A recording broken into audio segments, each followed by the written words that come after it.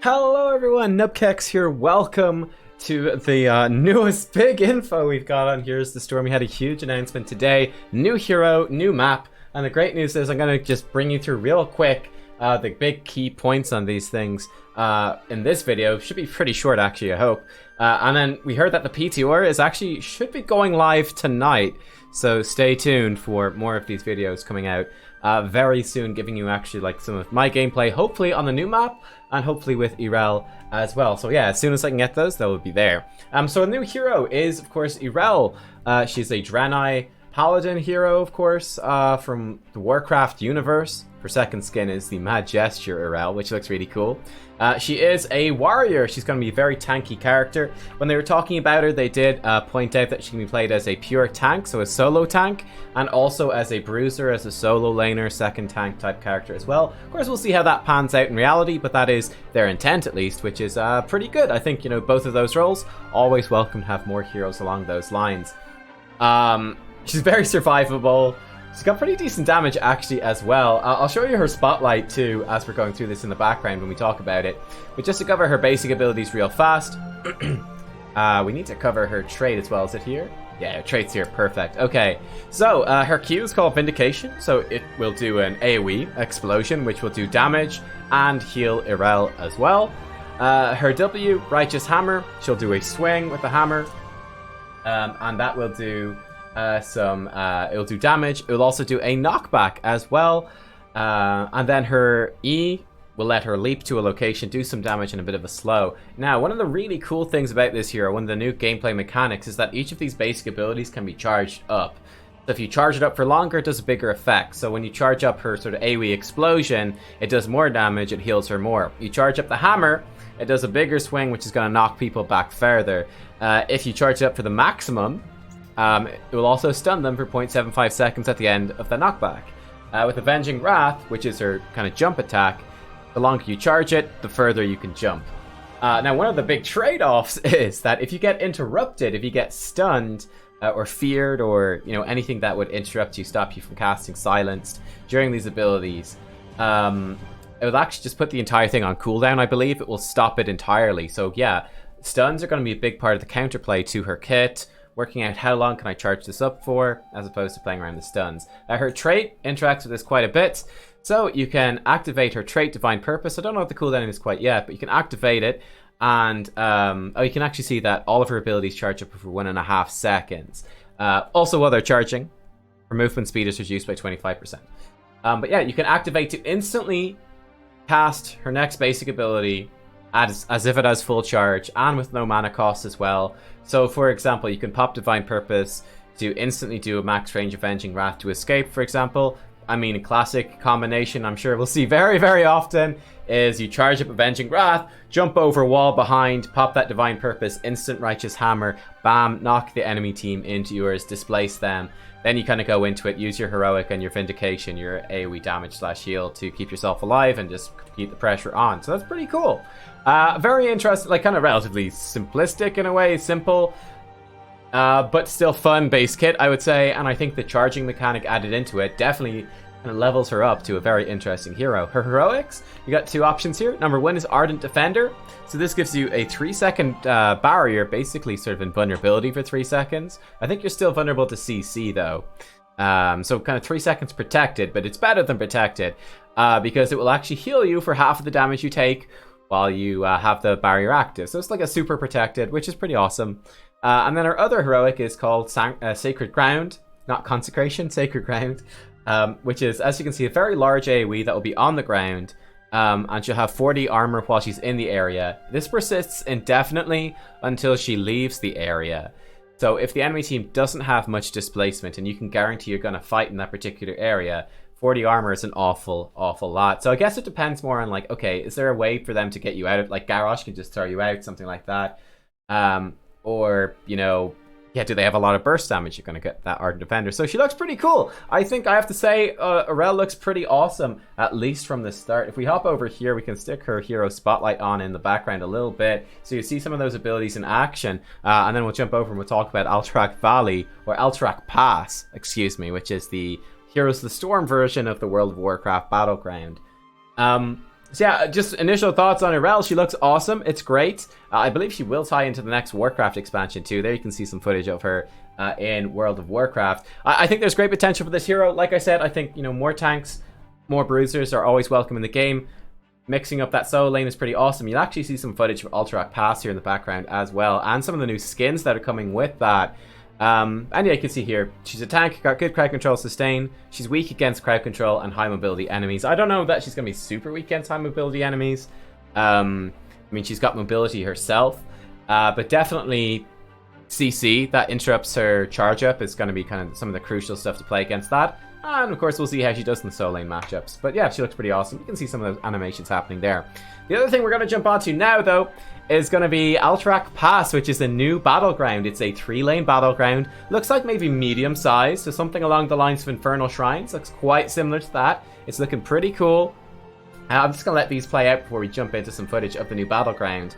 But it is a World of Warcraft or a Warcraft themed battleground, drawing very heavily and based off of essentially the Alterac Valley battleground from vanilla World of Warcraft, which is a 40 versus 40 map. So I think we've seen most of this, have we? This is just footage from the live stream. I think that we might have missed her heroics. This is Divine Purpose. See, there you can see the shield, you know, it's just protected. She's healing lots of damage.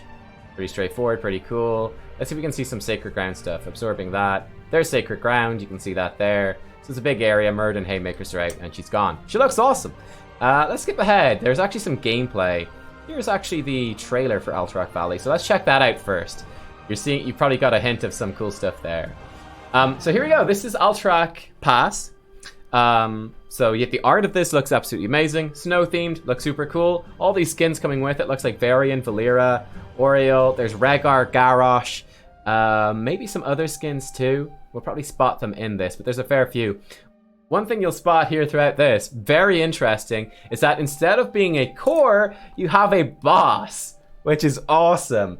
Based off the old Alterac Valley bosses. So was it Drekthar? Something like that for the Horde. And I played Alliance, so I never remember. Vandar, was it? General Vandar, Stormpike or something like that for the Alliance. But basically you got these two bosses instead of the core. For each keep that is active, the boss gets a 20 armor bonus. So when 3 keeps are active, the boss has 60 armor. When you smash 1 keep, the boss has 40 armor. Smash 2 keeps, he's got 20. Smash all 3, the boss has no bonus armor. The boss, as you see, will fight you. I think they both have identical abilities. They do like a charge, they do like a blade storm spinny type thing. And you can see right there, there's icons underneath. So 1 keeps active, bonus 20 armor, and their HP regens as well. So I think that's very interesting. That's very exciting in my opinion, that, you know, the core is actually like a super boss, which is pretty fantastic. There are normal bosses on the map as well. These are the objective points. There's bosses here and down at the bottom. I think there's merc camps, kind of basically a merc camp on either side of the map for the mid lane as well. And the way the objective on this map works is that there's like an Alliance prisoner held by the Horde. There's a Horde prisoner held by the Alliance. So your team will have to channel on that prisoner. You complete the channel, they start breaking out. And as the game goes on, the objective takes longer and longer to capture, but becomes more and more powerful. The enemy team, let's say, for example, in this case, the Alliance guy, the Horde team comes along, they can channel, it will pause the timer. When they complete, if they complete the channel, it basically stops that timer ticking down. When you complete it, it's basically, it looks like it's just a full-on victory. So even if you get like 90% of the channel for your team, if the enemy team comes in and finishes theirs, they stop yours, they finish theirs. Basically the whole objective goes over. From the looks of it, the whole objective goes over. And you can see what they do here. It's basically this super very like the Tomb of the Spider Queen things, right? It's like the super pushing minion that will give a damage and I think a speed boost to all nearby minions and nearby heroes as well. So there's great, you know, there's reward. I like this a lot. I think it's even better than Tomb of the Spider Queen, where they kind of do their thing independently. In this one, it's beneficial to stack them up with like mercenaries, to stack them up with a big minion wave, where you send your heroes matter because you want to be getting as much damage bonus off of those pushing things as possible. So yeah, it's pretty cool. And of course, it's going to tie into the map itself because, well, I mean, there's going to be benefit to... It pushes each of the lanes. There's one in each lane, all 3 lanes. There's going to be big benefit to using this. I think we've seen all the interesting stuff, so let me skip ahead. Yeah, let's skip ahead to an actual game. Here we go, perfect. So this was an exhibition game they were playing, which looks really cool. You see some new skins and stuff. But yeah, like, there's good stuff to pushing each of the lanes, because destroying each keep weakens the boss at the end, weakens the core boss, which is a pretty massive deal. Let's see if we can skip ahead a little bit. You can see they're doing the Knoll Camp here. So the Knoll Camp, there's 3 of them. They're kind of like the fire bats on the Overwatch, the StarCraft maps. So they're big, they're tanky, they do like a cleave attack, they lower armor. It's pretty cool. Yeah, let's skip ahead a bit. Let's see some actual objective stuff going on. There's some Yrel stuff, actually. Let's see that. There might be... I missed it. We'll see Yrel stuff around the objectives. Here we go. I think this is the first objective in the game. You can see down here and over here, we got the 2 camps. So it's a big old fight happening here. And it's a 30-second channel for each one that you have to, that's your goal, is to capture the camp that you want to capture, which is on the enemy side of the map, it looks like. And I think that's always the way it's going to be, and you want to capture that and push with it. So, from what I could tell from this initial video, which is quite interesting, is that it always spawns like this, as in it'll be... Okay, the Alliance camp and the Horde camp. So red team tries to come in and capture the blue one. Blue team tries to come in and capture the red one. And then equally try to deny your ones. And then it will swap top and bottom with... And I think it might be random, I don't know. But then there's a top one and there's 2 at the top as well. It doesn't seem like the level be multiple ones open. It doesn't seem like the level ever be like diagonally split or anything like that. From what I saw...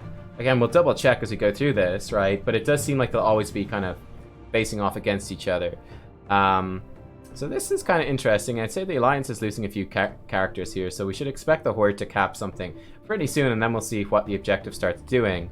But yeah, if it's very much set to the side, it definitely opens up counterplay in terms of, which I love counterplay in terms of going to different areas of the map. So okay, we got these bottom ones, we'll go top, we'll start pushing in top. There's also boss in top, there's a boss in bot lane. So obviously the alternate ones, playing around that is going to be a huge deal. If you've got a good lead, or if you win a big fight, something like that, you can capitalize off it with the objectives, kind of sync up the objective with going down to a boss. It's close, you can do it fairly quickly with your whole team, and stuff like that can happen. So I think that's pretty interesting, honestly. Probably these camps are so safe to take. You'll probably be timing them around the objective to give yourself like a bit of a head start. Okay, so we're going to see the Alliance going to capture this eventually. There's a Junkrat, so it's going to be kind of hard to do. So yeah, they start capturing it. You can see it starts ticking down. The Horde can come in and pause it. I mean, let's just skip forwards a bit, see some action here. You can see they're not going to get it. Bang, Alliance wins. Then it starts filling up. You can see these things are going to start pushing. We'll push on ahead. You can see the pushing power here. It's got this aura. Again, I think it's pretty cool. I like this a lot. I think there's great potential here for a fun battleground. Okay, cool. You see Yrel doing some Yrel things, which is awesome. She looks super fun. And we skip ahead a bit. I want to skip ahead a good bit further. So we can see the next set of objectives are going to be over here and here. Let's see if we can just skip ahead to that. Okay, great. So the objective starts either this one. The second one's going to take 40 seconds. Rob Boss. What a name. What a name. He's one of my happy little friends. So you can see that, again, stuff's happening here. Alliance is doing this. The Horde stopped them. Which is awesome. So now it pauses. We skip ahead. The Alliance captured it a bit more, but now they're getting wrecked. That's fine. So the Horde, yeah, you can see the Horde starts capping. The Horde completes their cap, and it's just Horde. It's just Horde ones. So it doesn't seem like there's any benefit to capturing a proportion of it. It's just that binary. Did you finish the cap or did you not? Okay, so the Horde is now kind of pushing in. There's lots of fighting going on. I want to see some boss stuff here, and I want to see the core in action for this video for you guys. So we got another prisoner camp. Again, this time it's just bottom and bottom. Bottom and bottom. And presumably both teams could have the things capped at the same time. Like the Horde, the red team could come in and capture the Alliance camp. The blue team could come in and capture the Horde camp. And both timers be ticking up. We didn't see it in this game, but I presume that that can happen. I don't see any reason why it wouldn't thematically with how the objective works. You're just like trying to break your dudes free so they can go back to your base and gallop down the lane. So that makes sense. Alright, cool. We're going to the boss over here. Great stuff. So this is the boss. He's like an ice giant, so he's got a big slam attack like every other boss. The other thing he does is he throws like this ice globe, which will do like this pool on the ground, which is a big slow and maybe a bit of damage over time. Probably does damage on impact as well. So fairly straightforward boss. A bit like they said the haunted the haunted mines boss, the giants there. So that's kind of cool. The alliance is getting pretty far ahead here, but I don't think they're going to capture it. They also have that boss pushing down their lanes. You can see he does a fair bit of damage, all right. He throws those globes. Yeah, it does pretty big impact damage. And yeah, there we go. Let's skip a bit further forwards here. See if we can see some word on core action. All right, here we go. We got a few seconds left. And this is the core of the battleground. And like I said, I think it's pretty awesome. There you can see the boss is doing some fighting stuff. And you can see even a single objective. I think it's just a single objective pushing. Oh, he's got their catapults, the equivalent of catapults. Look like they're melee dudes. So there were a couple stacked up from when they destroyed the keep earlier. You can see it does a lot of damage. And there you go. The dude goes down. And you can hide him around the place, do pretty interesting things. So yeah, that's what we know so far, right? We got new battleground, looks great. New hero Yrel, she looks great too. Let me know what you guys think. And I'll be on the P Tour as soon as it's up to bring you some gameplay of that as well. Guys, thank you for watching. See you all very, very soon. Bye-bye.